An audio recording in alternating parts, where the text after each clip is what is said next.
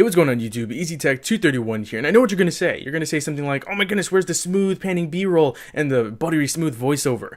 Yeah, I used to make these kind of videos all the time, you know, the live unscripted videos. I kind of miss making these videos, actually. And I know what you're going to say next. You're going to say something like, why is there an iPhone in his hand? Get it out. What is this? Blah. Yeah, my first video on this channel was actually on an iPhone 4, so it's not like I'm anti-Apple or anything like that.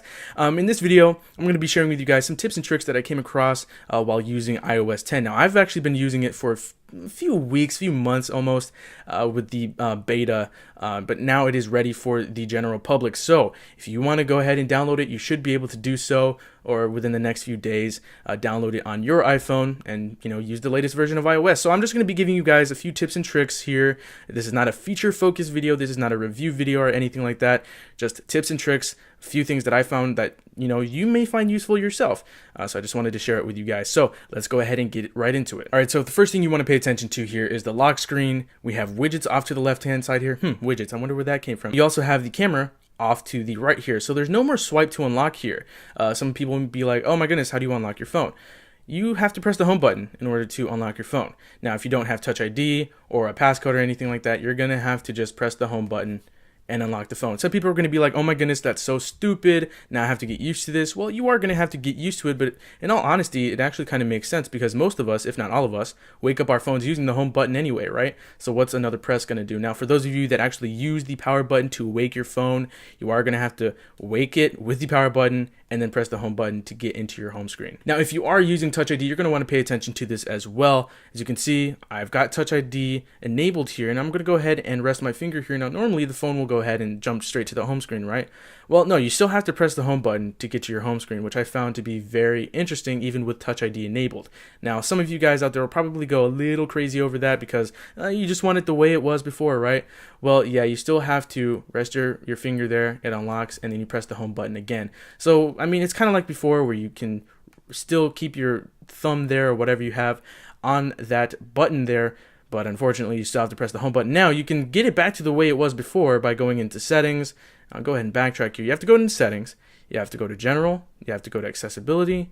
You have to scroll all the way down here to home button, and then you can do rest finger to open. So when you first unlock it or first wake the display, you can just rest it there and you're good to go. All right, so this next feature is something that is way overdue, and this is something that it's probably safe to say everybody's been waiting for. I believe I can speak for everybody when I say that we all have this folder. We all have this folder right here. It's probably named something different, but we all have this folder with all of the applications that we don't really care for. Why are they in a folder? Because we can't get rid of them. But now with iOS 10, we can finally hide or remove certain system applications. So you just long press just like you would if you're about to uninstall any other application that you downloaded, and you can now remove them from the iPhone. Actually, you're not removing them from the iPhone. It's more like hiding them. They're still going to be in the iPhone, and you can still get to them. Yeah, you can now get rid of certain applications that you don't really need anymore, which is really cool to be able to see this. It feels like I've got my iPhone jailbroken right now, and this is like some sort of tweak. No, you can actually do this, which is really, really cool. So I actually got rid of Apple Maps already.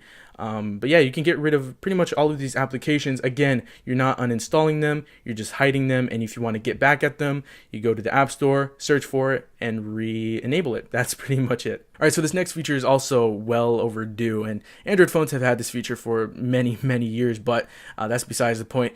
In iOS 10, we have something called Raise to Wake. So it has a specific sensor in here. In certain iPhones, I believe it's only the 6S, the SE, and the 7 that have this specific sensor. That will wake the display when you raise your device. So it works really, really well.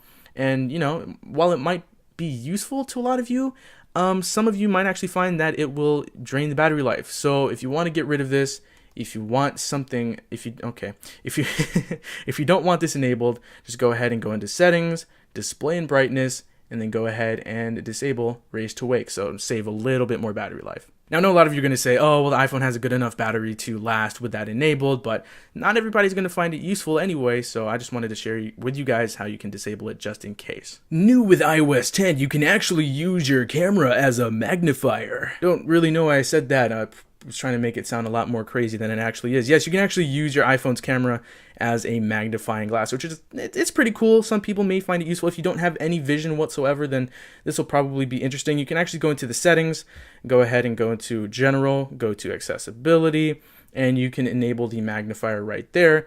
And with a triple press of the home button, it will launch this magnifier right here. So as you can see, this is completely separate from the actual camera application. So if I wanted to zoom in on something, let's say right here, sorry, this is a bad angle, but you can actually get in really close to something, like right there. Wow, that is really close. I'm gonna go ahead and lock it right here. So it went ahead and it locked it. So now we can zoom in. Hello. We can zoom into our heart's content, zoom in and out, and we actually have this button over here for contrast and brightness and whatnot. Not really sure what you could use this for. You could probably just, use your imagination and put this to good use. See how dirty your keyboard really is. I don't know, but that's what I'm using it for right now. This is a pretty cool feature, not for everybody, but it's here and it can be found useful. All right, so wrapping up the rest of the tips and tricks here, we're going to be talking about 3D Touch. There are a lot of new things that you can do with 3D Touch. If you don't know what 3D Touch is, it pretty much allows you to press things harder, and that gets you to certain abilities here in the OS. Now, you can only do this with devices that have 3D Touch display. So, of course, iPhone 6s and the 7, of course. Yeah, so, for example, we all know how it is having a bunch of notifications from days and days and days and days gone by, correct?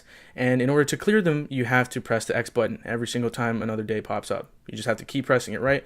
Well, now, with 3D Touch, this would be so much cooler if I didn't clear my notifications 8 minutes ago, but you can actually long press or force touch on this little X button up top, and you can clear all of the notifications from forever. So this is really, really useful for those of you that don't like to really go through all of your notifications and you just want to get rid of them quickly. Force touch or 3D touch on the little X button, clear all notifications. Again, it would have been so much cooler if I had all of my notifications from the past week, because I did 8 minutes ago. Okay, now 9. Now another thing you can do, again, this would be so much cooler if I had like a text message here, but you can actually force touch or 3D touch on this to interact with it straight from this notification shade without having to go into the application. So I could like it, I could retweet this if I wanted to, and if I had a text message, I could, or an iMessage as you Apple people say, I could actually force touch on here and I can reply, and it'll actually show the text message thread, which is really cool, without leaving this place, without having to go into the application itself. So that is really useful. So I'm gonna go ahead and show you guys right there. Boom, they're all gone. And yeah, that's a very, very welcome feature. You can also use 3D Touch on folders that have applications with notification badges, which is pretty cool, so that you can really get a nice rundown of what applications have, how many notifications and whatnot, which ones need your attention the most. So for example, if I did it here in the social one, it'll show me how many notifications for each one that actually has a notification. And last but not least, you can use 3D Touch in the control center now, it's pretty cool. You can actually do things like force touch or 3D touch here on the flashlight and get different brightness settings for the torch. So if you don't want it at 100%, you can actually get it, a little lower if you wanted to. So that's pretty cool if you didn't really want it at full blast or anything like that. You can also use it for the timer here, which is pretty cool. You can use it for the calculator to copy your latest result, or your last result rather. And you can also do it on the camera here to quickly take a photo, a selfie, etc.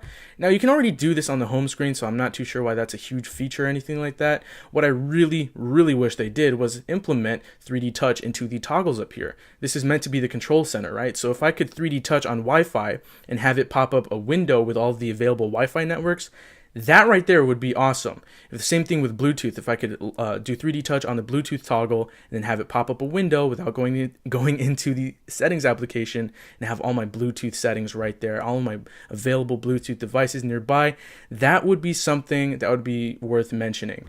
Unfortunately, this is still not really much of a control center. It's more of a toggle center in my opinion. You still have to go into the settings to do simple things like connect to the Wi-Fi. Yeah, it is what it is. This is not a rant video or anything like that. I just wanted to show you guys what I really wish they put 3D touch into. That would have been nice. But anyway, other than that, that's pretty much it. Those are my tips and tricks for iOS 10. If you'd like to see more videos than this, hit me up in the comments and let me know. Feel free to hit that like button as well if you did enjoy this video. Subscribe to the channel if you haven't already. That does it for me. Thank you guys for watching, and I will see you guys later. Peace.